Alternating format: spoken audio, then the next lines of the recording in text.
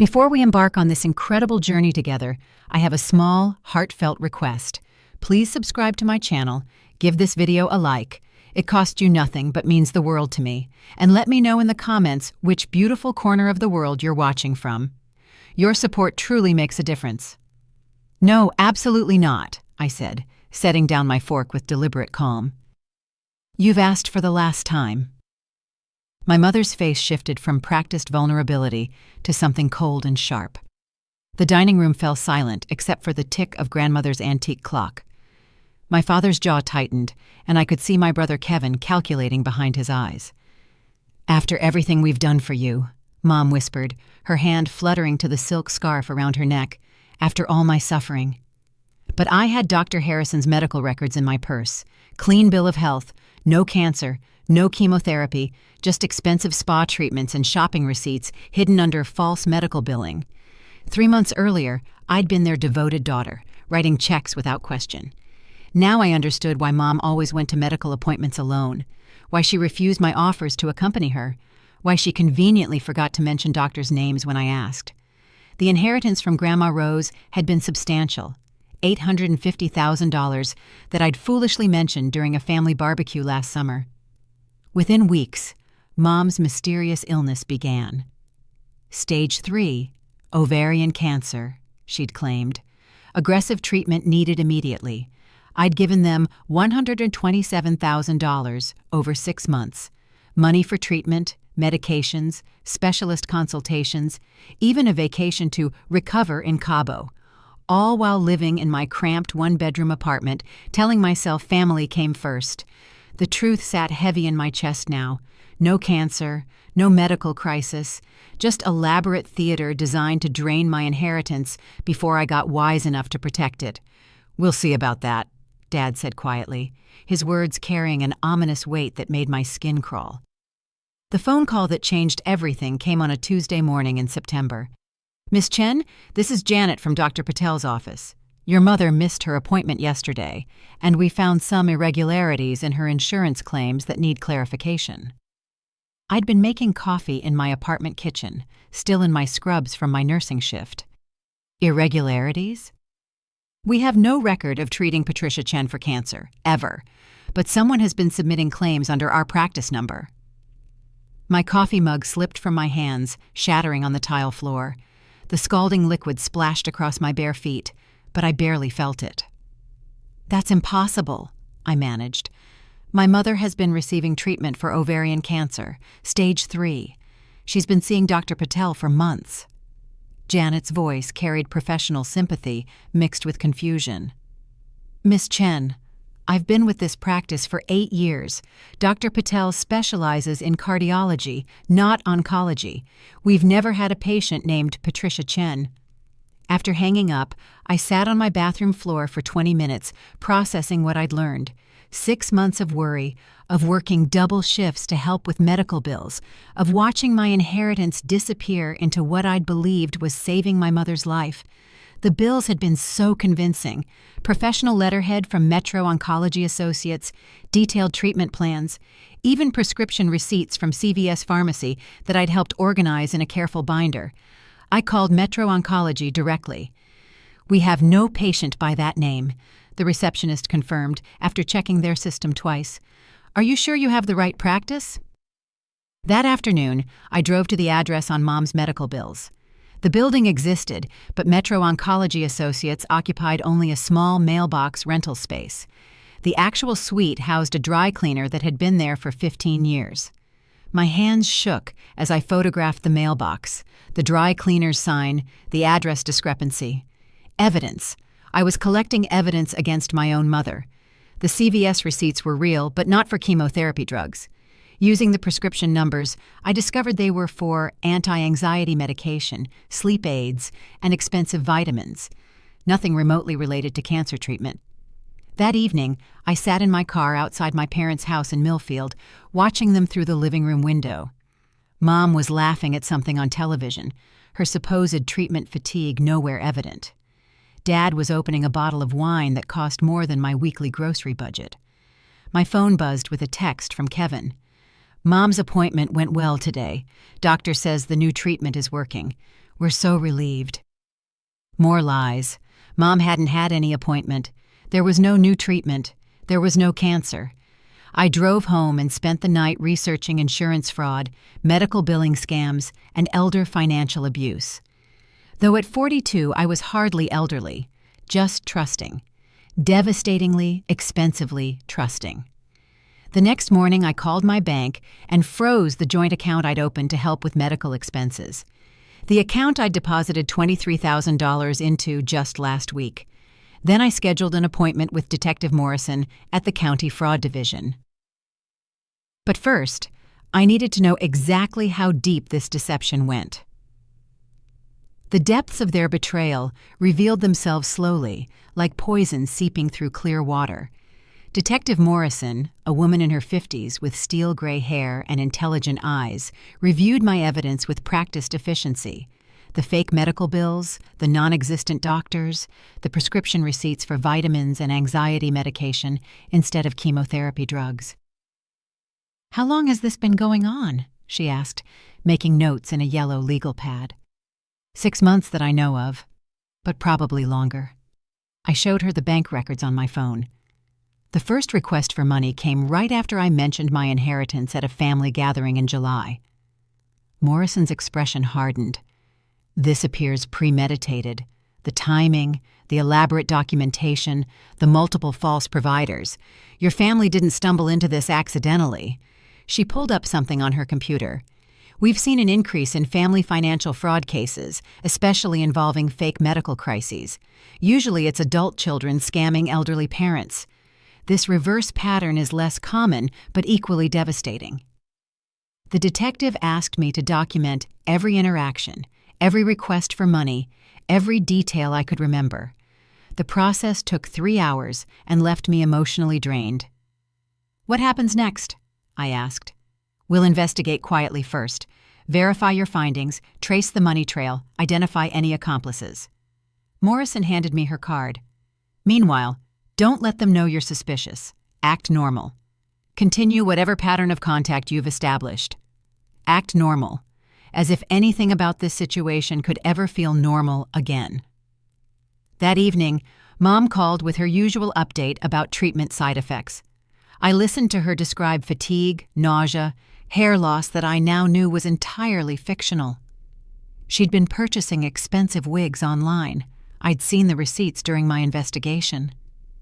"The doctor wants to try a new medication," she said, her voice carefully weak. "But it's not covered by insurance.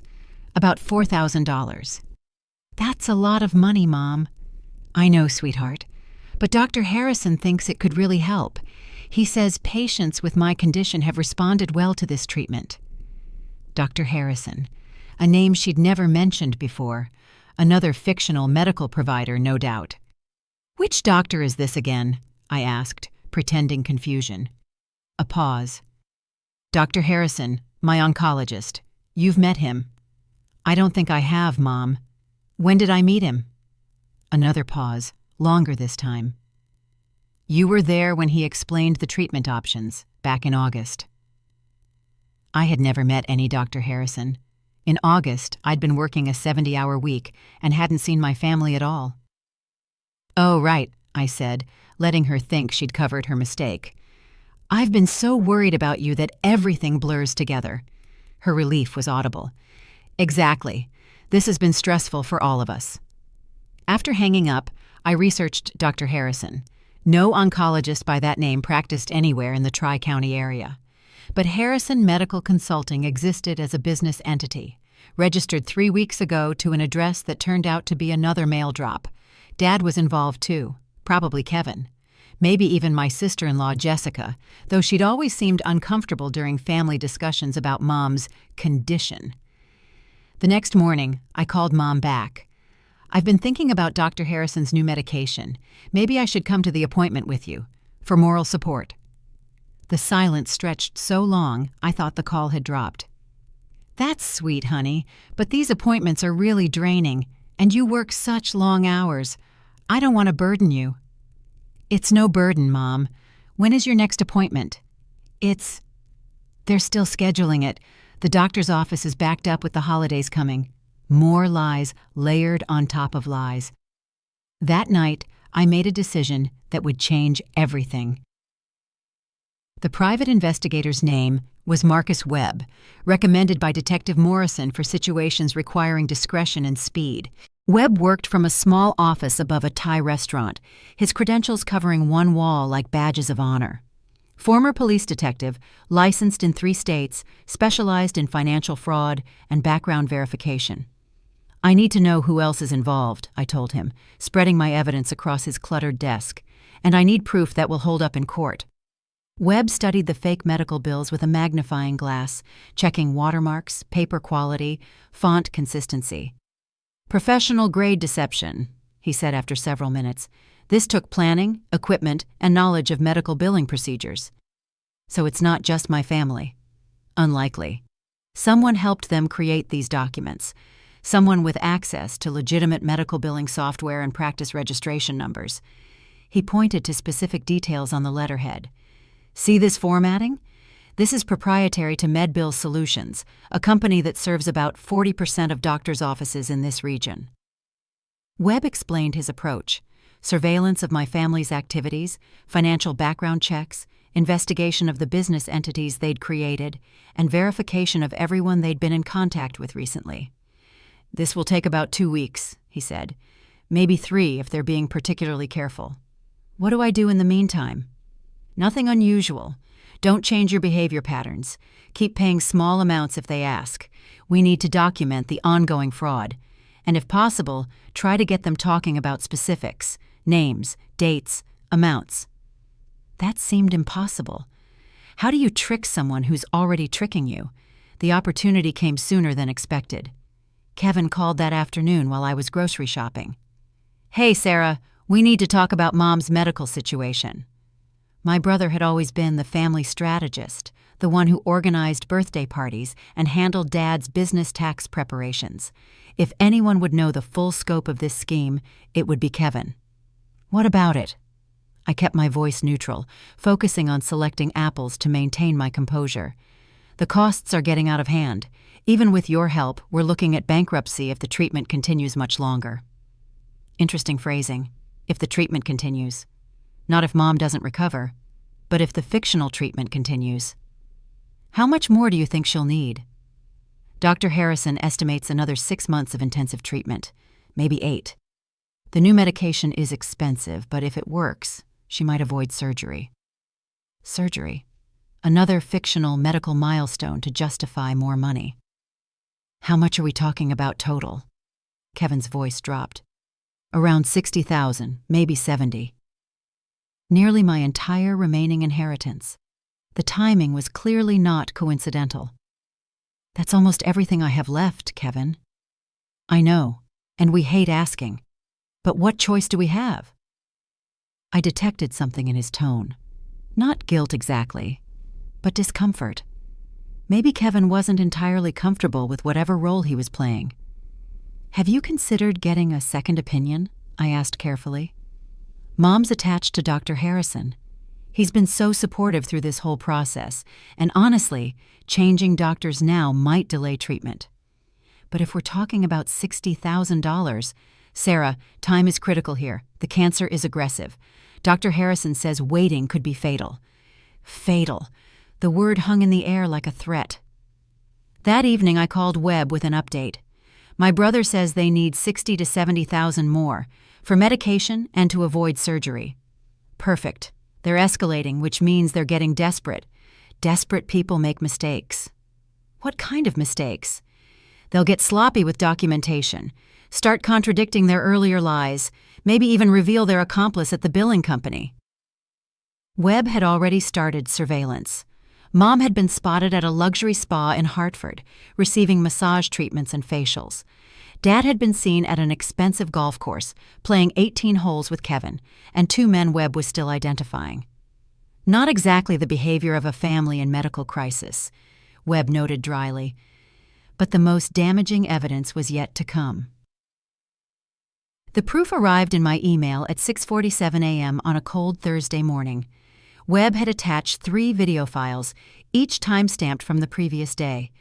My coffee went cold as I watched my family's carefully constructed lies collapse frame by frame. Video 1. Mom entering Serenity Day Spa in West Hartford, removing the silk scarf she'd worn to hide supposed hair loss from chemotherapy. Underneath, her hair was thick, healthy, styled in expensive highlights. She spent 4 hours receiving treatments that totaled $847, according to the receipt Webb had photographed. Video 2. Dad and Kevin meeting with a man named Carlos Mendez at a Starbucks near the mall. Mendez worked for MedBill Solutions. The conversation, recorded from a nearby table using directional audio equipment, included discussions of patient billing codes, insurance verification bypasses, and maintaining realistic treatment timelines. Video 3. All three of them celebrating at Romano's Steakhouse, toasting with champagne that cost $180 per bottle. Mom was laughing loudly, clearly feeling fine. No trace of the fatigue and nausea she'd described to me just that morning. I watched the videos twice, then called in sick to work. I couldn't face patients while processing my family's betrayal. Webb called an hour later. Carlos Mendez has been helping them create false billing statements for 6 months. He takes a 30% cut of whatever money they collect from you. How many other families are they scamming? Just yours, as far as we can determine. This appears to be a targeted operation designed specifically to access your inheritance. The targeted nature made it worse somehow. This wasn't opportunistic crime. They'd planned this specifically to steal from me. Detective Morrison agreed to meet that afternoon. She reviewed Webb's evidence with growing interest. "This is more than sufficient for fraud charges," she said. "But given the family relationship, the prosecutor will likely offer a plea agreement first. Are you prepared for that possibility?" "What kind of plea agreement?" "Full restitution, probation, possible community service. No jail time unless they refuse to cooperate." The thought of my parents walking free after stealing over $100,000 from me felt like a second betrayal. But Morrison explained the realities of white-collar prosecution. Family fraud cases are complicated. Juries sometimes sympathize with defendants if they believe desperation motivated the crimes, and your family can afford good lawyers with the money they stole from you. So they might get away with it? Not entirely, but jail time is unlikely unless we can prove additional crimes or find more victims. That afternoon, I made a decision that surprised even myself. Instead of pressing charges immediately, I would confront them directly, force them to confess publicly, create a situation where their lies couldn't survive. "I want to attend their Thanksgiving dinner," I told Webb, "and I want you to arrange for Dr. Harrison to attend as well." Webb raised an eyebrow. "Dr. Harrison doesn't exist." "Exactly. But they don't know I know that. If I tell them I've arranged for Dr. Harrison to join us for dinner, to discuss Mom's treatment with the whole family present, what choice do they have? They'll panic, make up an excuse for why he can't come. Or, I said, feeling a familiar determination settle in my chest, they'll scramble to find someone to play Dr. Harrison, someone who doesn't know the first thing about oncology." Webb grinned. "You want to catch them in a live performance." "I want them to confess in front of witnesses, family witnesses who don't know they've been living off stolen money." "This is risky. If they suspect you're onto them, they won't. I'm going to play the grateful daughter who wants to publicly thank the doctor who's saving her mother's life." Chai Sam Ta'am Aya. The trap was set. The call to my mother required acting skills I didn't know I possessed. "Mom, I've been thinking about Thanksgiving dinner, and I want to do something special." I kept my voice warm, loving, grateful. "I'd like to invite Dr. Harrison to join us." The silence lasted exactly 7 seconds. I counted. "Oh, sweetheart, that's thoughtful. But doctors don't usually—" "I insist. He's doing so much for you, and I want the whole family to meet him, to thank him properly." I pushed enthusiasm into my voice. "I've already reached out to his office. He seemed delighted to accept." Another pause. "You called his office?" "Of course. I got his contact information from your file and spoke with his secretary this morning. Janet, I think her name was?" I'd chosen the name deliberately. Janet from Dr. Patel's office, who'd first alerted me to the fraud. I'm not sure this is a good idea, Sarah. Family dinners can be overwhelming for outsiders. Mom, this man is saving your life. The least we can do is include him in our family gathering. Besides, Kevin's kids have been asking about the doctor who's helping Grandma. This way they can meet him. The lie about Kevin's kids was calculated. Mom adored her grandchildren and would never want to disappoint them. What did you tell Dr. Harrison exactly? Just that we're having Thanksgiving dinner and we'd be honored to have him join us. That the whole family wants to express our gratitude. I paused. He was quite touched. Said he rarely gets invited to family celebrations. Sarah, I really think it's already arranged, Mom. I told him Thursday at 3 o'clock. You don't want me to call back and uninvite him, do you? That would be so embarrassing. That afternoon, Webb and I finalized our strategy. He would play Dr. Harrison, armed with enough general medical knowledge to seem credible initially, but equipped to expose the fraudulent billing records during dinner conversation. What if they don't show up? Webb asked. They'll show up. Pride won't let them back down now, and they can't afford to let Dr. Harrison meet the family without being there to control the narrative. Webb had been studying oncology basics for 3 days, learning enough terminology to sound convincing during casual conversation. More importantly, he'd memorized every detail of Mom's supposed medical history, the false timeline, the non-existent treatments, the fabricated test results. I'm nervous about this, I admitted. What if it goes wrong? Then we have video evidence of them perpetrating fraud in real time. Either way, we win. The days leading up to Thanksgiving were torture. Mom called twice to suggest postponing Dr. Harrison's visit. Dad called once to ask detailed questions about my conversation with the doctor's office. Kevin texted, asking if I was sure about this whole doctor dinner thing. Their growing panic was almost satisfying. Wednesday evening, Mom called with what I recognized as a last-ditch effort to stop the dinner. Dr. Harrison called this afternoon, she said, her voice carefully disappointed. He has to attend a medical conference in Boston. Emergency scheduling conflict. That's strange, I replied. When I spoke with Janet this morning, she confirmed he was still planning to attend. Janet? His secretary. We've become quite friendly through all these appointment arrangements. She's been so helpful with the billing coordination. Another dangerous silence. I must have misunderstood, Mom said finally. Maybe it's another conference. Well, either way, I told Janet I'd confirm with Dr. Harrison personally tomorrow morning. I have his direct number now. Of course, I had no such number, but they didn't know that. Sarah, maybe this isn't the right time for... Mom, I'm really looking forward to meeting him. We all are. Thursday morning arrived with unexpected developments. At 8:30 a.m. on Thanksgiving morning, my doorbell rang with unusual urgency. Kevin stood on my doorstep, holding a bakery box, his expression a mixture of desperation and forced cheerfulness. Behind him sat a car I didn't recognize, a silver Honda with Massachusetts plates. Sarah, I brought your favorite pumpkin pie from Morrison's Bakery.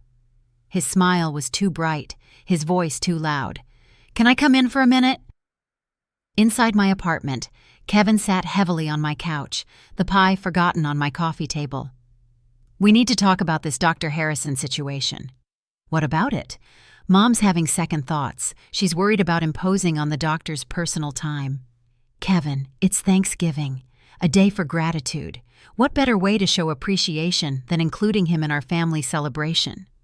Right, but maybe we could send a nice card instead, or a fruit basket. I sat across from him, studying his face. Kevin had always been a terrible liar, even as a child. His left eye twitched when he was nervous, just like it was twitching now. Who's in the car outside? What car? The silver Honda with Massachusetts plates, the one you left running in my driveway. Kevin's eye twitched faster. Just a friend. He's giving me a ride today since my car's in the shop. Interesting friend, waiting in the car instead of coming in to say hello. He's shy. I walked to my window and looked down at the Honda. The driver was a middle-aged man in a dark suit, talking animatedly on his phone. He looked nervous, agitated even. Kevin, is there something you need to tell me? Count. Check. 20,504 words so far. My brother's composure cracked slightly. Look, Sarah, maybe this whole dinner idea isn't the best timing. Mom's been stressed about her treatment, and having an outsider there might make her uncomfortable. Outsider? The man who's saving her life is an outsider? You know what I mean. Family dinners should be just family. Then why have you never objected to Jessica's sister joining us, or Dad's golf buddy Mike, or Aunt Carol's boyfriend last year? Kevin opened and closed his mouth like a fish out of water. Those were different situations. How? They just were. I decided to push harder. Kevin, I've been thinking about Mom's medical bills lately. Some of the charges seem unusual. Maybe Dr. Harrison can explain them during dinner. Kevin's face went pale. What kind of charges? Just inconsistencies, treatment codes that don't match the descriptions, billing dates that fall on Sundays when the office should be closed. I was making this up, but Kevin's reaction told me I was hitting close to home. Medical billing is complicated, he said weakly. I'm sure there are logical explanations. I'm sure there are. That's why I want to ask Dr. Harrison directly. Kevin stood abruptly. I need to go. We'll see you at 3. After he left, I called Webb immediately. They're panicking. Kevin brought a friend in a car with Massachusetts plates. Probably their backup plan. Someone they found to play Dr. Harrison if they couldn't convince you to cancel. Should I be worried? Not physically, but they're going to try something desperate today. Stay alert. At noon, Mom called with what I assumed would be their final attempt to avoid the dinner. Sarah, I hate to do this, but I'm not feeling well enough for a big dinner today. The treatment yesterday left me exhausted. What treatment, Mom? I thought your next appointment wasn't until Monday. Pause. Emergency session. Dr. Harrison wanted to adjust my medication before the weekend. Perfect. Then he'll have lots to update us about during dinner. He won't be coming, dear. Like I mentioned, he has that conference in Boston. Actually, I spoke with Janet again this morning. The conference was canceled. Dr. Harrison is definitely planning to attend. The silence that followed lasted 13 seconds. At 2:45 p.m., I parked outside my childhood home with Webb in the passenger seat, both of us reviewing our final strategy. Remember, Webb said, adjusting his tie, let them make the first moves. I'll follow their lead until you give me the signal to reveal the fraud evidence. What's the signal again? When you mention the billing discrepancies we discussed, that's when I'll realize someone has been submitting false claims under my name. The house looked exactly as I remembered. White colonial with black shutters, Mom's carefully maintained garden now dormant for winter, Dad's American flag hanging from the front porch. A house built on lies, I realized now. Kevin's car was there, along with the silver Honda from this morning. Through the front window, I could see several figures moving around inside. You ready for this? Webb asked. No, but let's do it anyway. Mom opened the door wearing her usual Thanksgiving outfit, a burgundy dress with a pearl necklace. But I noticed immediately that she'd covered her healthy hair with the wig I'd seen her purchase online. The performance was beginning. Sarah, darling. She hugged me with what felt like genuine warmth, which somehow made everything worse. And you must be Dr. Harrison. Webb shook her hand with professional courtesy.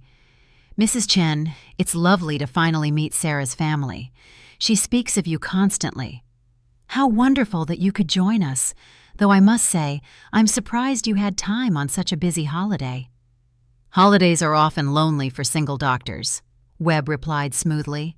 Your daughter's invitation was a blessing. Count check. 2,848 words so far. Inside, the dinner table was set for 8 people. Dad rose from his recliner to greet us, his handshake with Webb lasting longer than necessary, his eyes studying every detail of the fake doctor's appearance. Dr. Harrison, we can't thank you enough for everything you're doing for Patricia. It's my privilege, Webb replied. Your wife is responding remarkably well to treatment. Kevin emerged from the kitchen, carrying a platter of turkey, his expression tight with barely concealed anxiety. Behind him walked the man from the Honda, introduced as Tom, a family friend, who immediately disappeared into the bathroom and didn't come out for 10 minutes. Jessica, Kevin's wife, seemed genuinely surprised to see Webb. "I didn't know we were having a guest today," she said quietly to Kevin, who mumbled something about last-minute arrangements. As we gathered around the table, I noticed Tom positioning himself with a clear view of Webb, watching every gesture, listening to every word. Whatever backup plan they'd arranged, Tom was clearly part of it. Dad carved the turkey with ceremonial pride, while Mom played the gracious hostess, her performance of gentle fatigue perfectly calibrated. She mentioned feeling tired but grateful, weak but optimistic, exactly the balance someone might expect from a cancer patient having a good day. "Dr. Harrison," Dad said, passing the carved turkey, "Patricia tells us you're optimistic about her prognosis." "Very optimistic," Webb replied, "though as I always tell my patients, consistent treatment compliance is essential." "She's been so diligent about following your instructions," I said, setting up my next move, "even when the billing has been confusing." Mom's fork paused halfway to her mouth. Kevin's eye started twitching again. "Billing confusion?" Webb asked, playing his part perfectly. "That's unusual. My office manager, Janet, is typically very thorough." "Oh, it's probably nothing," I said casually. "Just some inconsistencies in the treatment codes and dates. I'm sure it's just administrative errors." Webb frowned, looking genuinely concerned. "What kind of inconsistencies?" The trap was closing. The moment had arrived, and I could feel the electricity of impending revelation crackling through the dining room. "Well," I said, pulling out my phone as if checking notes, "there were several billing entries for treatments on Sundays, when your office should be closed, and some of the procedure codes don't match the services described." Webb's expression shifted to professional alarm. "That's extremely concerning. My practice has never been open on Sundays, and we're very careful about coding accuracy." Mom set down her wine glass with a trembling hand. "Sarah, maybe this isn't appropriate dinner conversation." "Actually, Mrs. Chen, this is very appropriate," Webb said, his voice taking on an authoritative tone. "If someone is submitting false claims under my practice name, that's medical fraud. I need to see these billing statements immediately." Tom, the mysterious family friend, started to stand. "Perhaps I should—" "Sit down, Tom," I said firmly. "Or should I say, Dr. Harrison?" The room went completely silent. Kevin's face drained of color. Dad's jaw worked soundlessly. Mom looked like she might faint. "I'm sorry," Tom said weakly. "You're the person they hired to impersonate Dr. Harrison today, aren't you?" I turned to address the table. "Because the real Dr. Harrison doesn't exist." Webb pulled out his private investigator credentials. "I'm Marcus Webb, licensed investigator, and I have extensive documentation proving that Patricia Chen has never had cancer, has never received cancer treatment, and has been defrauding her daughter for 6 months." The explosion of voices was immediate and overlapping. "This is insane!" Dad shouted. "Sarah, how could you?" Mom wailed. "You set us up," Kevin accused. "Enough!" I stood, my voice cutting through the chaos.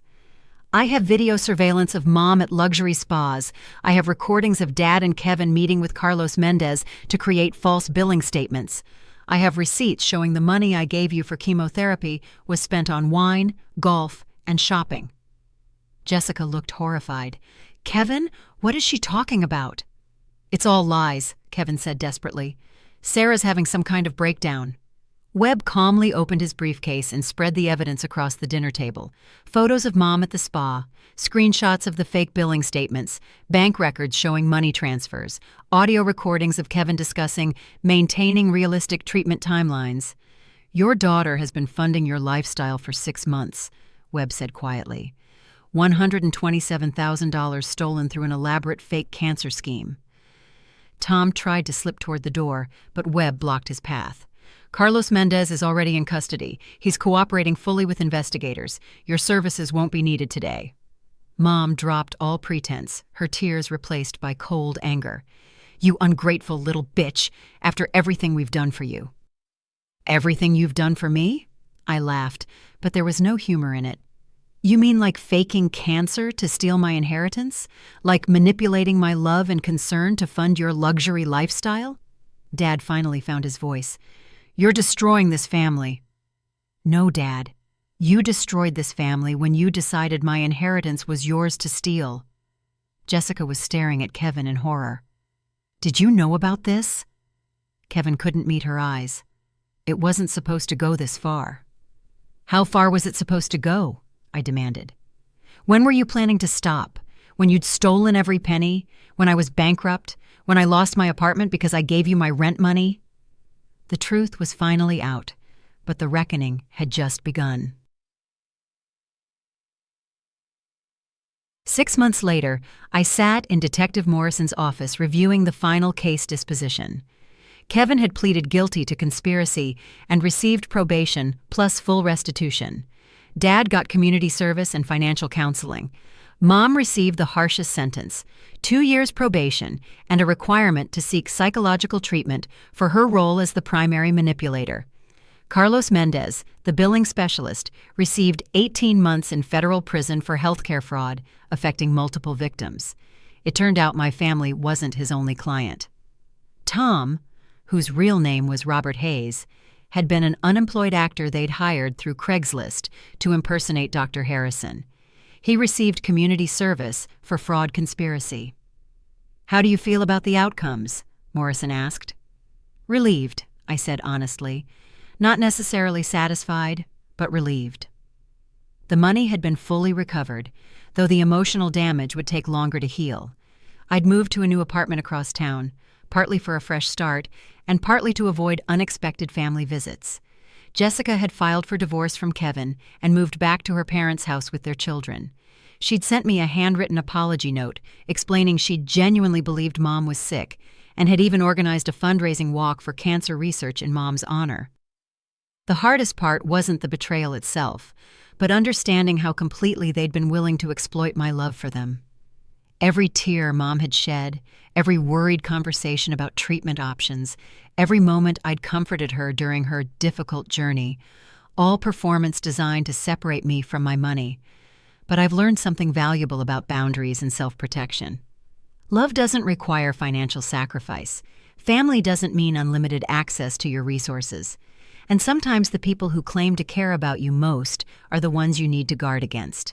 I still work as a nurse, but now I volunteer with financial fraud victims, helping them recognize manipulation tactics and rebuild their lives. There's something healing about turning my painful experience into protection for others. Last week, I received a letter from Mom asking for reconciliation. She's completed her court-ordered counseling and wants to rebuild our relationship. The letter was beautifully written, full of apologies and promises of change. I haven't responded yet. Maybe I will someday. But if that day comes, it will be on my terms, with clear boundaries and no access to my finances. My inheritance from Grandma Rose now sits in a trust that no one else can touch. I've learned to protect not just my money, but my heart. Some lessons come at a steep price, but they're worth every penny if they prevent future betrayal. The most important thing I want you to remember is this. When someone shows you who they are through their actions, believe them. Love them if you choose, but protect yourself first. Your resources, your emotions, and your trust are precious gifts. Don't let anyone manipulate your generosity into their financial gain. Trust your instincts, document everything, and never feel guilty for setting boundaries with people who've proven they'll exploit your kindness. Sometimes the greatest act of love is learning when to say no. Thank you for joining me on this journey. I hope my experience helps someone else recognize the warning signs before it's too late. Please share your own stories of resilience in the comments below. And remember, you're stronger than you know, and you deserve relationships built on genuine care, not financial opportunity. Sarah Chen.